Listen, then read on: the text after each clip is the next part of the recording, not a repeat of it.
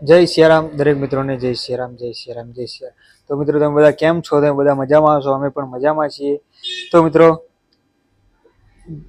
ઠંડીનું પ્રમાણ થોડું વધી ગયું છે અને ઠંડીનો ચમકારો એ ગુલાબી ઠંડી કહેવાય, તો ગુલાબી ઠંડી ચાલુ થઈ ગઈ છે। અને કહેવાનું એટલું કે તમે તમારા બાળકનું ધ્યાન અવશ્ય રાખજો, કારણ કે ઠંડીના કારણે બાળકોમાં જે વાયરલ ઇન્ફેક્શન કહેવાય એ વાયરલ ઇન્ફેક્શનના હમણાં ઘણા બધા કેસો ચાલુ થઈ ગયા છે।